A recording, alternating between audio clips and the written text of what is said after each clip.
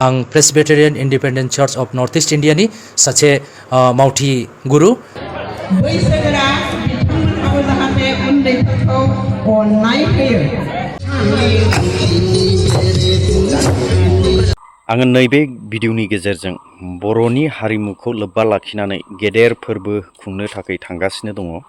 नैबे बोहैथि दाननि 21 अक्ट'खालि बियो जागोन जाहैबाय बेंगलावहाय। बियो एक्जेक्टलि बबे जायगायावहाय बेखौ नैबे भिडिअनि जोबनायावहाय नोंथांमोना मिथिनो मोनगोन।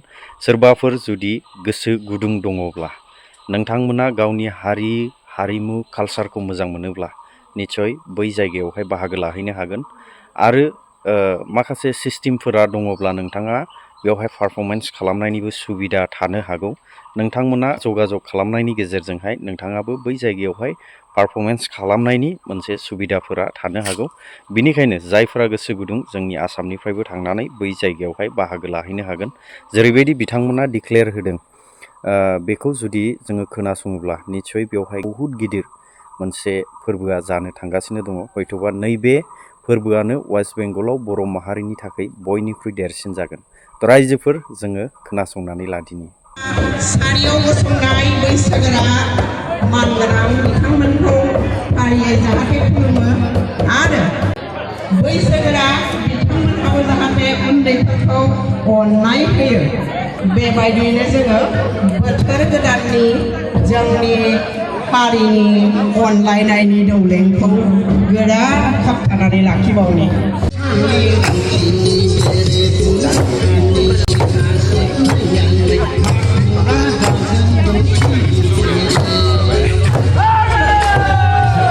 आंनि मुङा जादों मिल्सन चमफ्रामारि। आं Presbyterian independent church of north east इन्डियानि सासे मावथि गुरु। साफ्रोमखौ खुलुमबाय। आं दिनै बे बड' मेस टाइम्सनि जे चेनेल दङ, बे चेनेलाव फैनानैहाय मोनसे अभिनन्दनखौ जानायदों।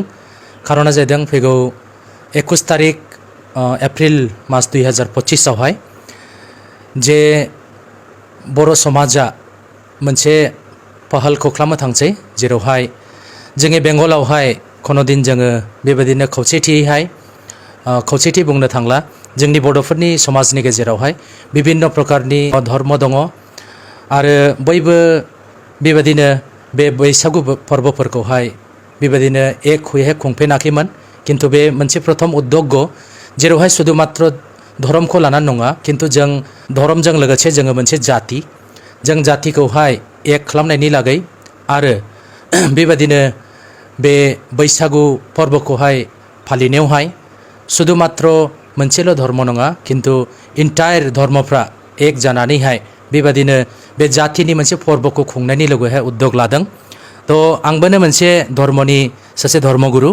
आं बेबायदिनो ख्रिस्टियान धर्मनि सासे गुरु आरो बे जायगायावहाय कोनो प्रकारनि धर्मनि बिषय नङा, खिन्थु जे बिषयफोरा चर्चा जागोन, जे बिषयफ्रा बेहा सावरायजागोन अथवा सेलिब्रेसन जागोन, बे पुरापुरि जोंनि बड' समाजखौ लानानैहाय।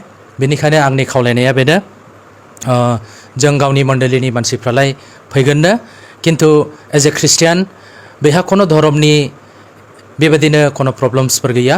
खिन्थु शुधु मात्र जोङो बड' हुए, बड'नि जे जाति दङ, बे बड' जातिनि जे उत्सबफोर दङ, बे उत्सबखौहाय धर्म साना मानि लागिनो जों बेखौहाय मोनसे जातिनि सिनायथि स्वरुपैहाय जोङो सेलिब्रेट खालामज्लायनि। आं बेबायदिनो गावनि डिन'मिनेसनखौल' नङा, खिन्थु इन्टायर जोंनि ख्रिस्टियान समाजनि गेजेरावहाय गोबां बर' हारिफोर दंलायो। गोबां बर' हारिफोर थानायावहाय गावनि धर्मखौहाय फालिनायावहाय जों खौसेथि जों दिन्थिज्लायनो हायाखै। ब्रह्म धर्म, बाथौ धर्म आरो ख्रिस्टियान धर्मआवहाय जों खौसेथियैहाय मोनसे मन्चआव फैनानैहाय जों माब्लाबानो जोंनि बे जातिनि मोनसे फोरबोखौहाय जोङो सेलिब्रेट खालामज्लायनो हायाखै। खिन्थु दिनैनि बे सानावहाय जोङो बेबायदिनो बर' समाजनि उद्योगखौ लानानैहाय, जेराव कोनो प्रकारनि धर्मनि बिषयफोरखौ लानानै चर्चा नङा, खिन्थु शुधु मात्र जातिनि हुए जों बे फोरबोफोरखौहाय खोमानानै लायालामिनो अन्य जातिफोरनि गेजेरावहाय मोनसे गावनि सिनायथिफोरखौहाय आरो बेबायदिनो गावनि परिचयफोरखौहाय आरो जोंनि संस्कृतिफोरखौहाय जों बोरै दावगाहोनो हायो, बेखौ लानानैहाय जे बर' समाज आरो बड' मेस टाइम्स बिथांमोननि उद्योगआवहाय बे प्रग्रामफ्रा जानो थांसै आं साफ्रोमखौ खावलायो जोंनि ख्रिस्टियान समाजनि मानसिफोरखौहाय बिथांमोनाबोनो बे प्रग्रामावहाय फैनानैहाय 21 तारिख एप्रिल 2025 नि पिसि मित्तल हाई स्कुलावहाय जे प्रग्रामफोरखौ लादों बेहा बाहागो लाफैदोला आरो बेहा बाहागो लाफैनायावहाय बेबादिनो जोंनि संस्कृतिफोरखौबोनो आरोबावनो मिथिसिनबावनाय आरो बेजों लोगोसे गोबां बेहा प्रग्राम्सफोर दङ आरो जेरैबायदि फोरबो बक्ताफ्रा बुंलांदोंमोन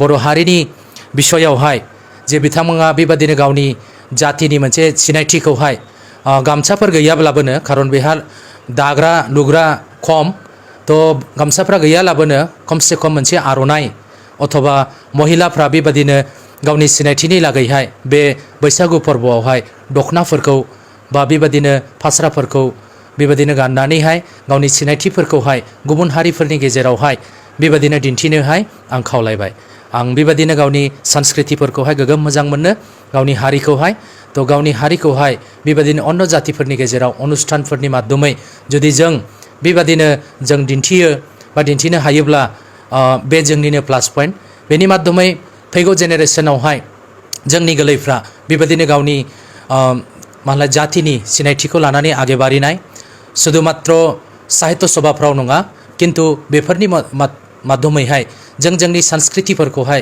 गावनि न'खरफ्रावनो मण्डलीफ्रावनो गावनि बाथौफ्रावनो अथवा ब्रह्म समाजफ्रावनो जों बेबादिनो जातिनि जे नतुन माने बोसोरनि जे शुभबार्ताफोर बे शुभबार्ताफोरखौहाय जोङो बेबादिनो जों बेबादिनो फोस्रावनानैहाय फैगौ जेनेरेसनखौहाय उद्योगी बानायनो हानाय बेनो मोनसे बिसय बेनिखायनो आं खावलायबाय मा हिन्दु मा ख्रिस्टान बा बेबादिनो जोंनि जातियाव जुदि कोनो आरो धर्मफोर दङब्ला आं साफ्रोमखौबोनो साफ्रोम धर्मगुरुफोरखौहाय आरो स्पेसियेलि आंलाय ख्रिस्टियान हिसाबैहाय आं जोंनि ख्रिस्टियाननि जेसेबांबो बर' हारिफोर दंलायो बर' फोथायसुलिफोर दंलायो नोंथांमोनखौहाय बे प्रग्रामावहाय बाहागो लाफैनायनि गनायहाय आं खावलायबाय।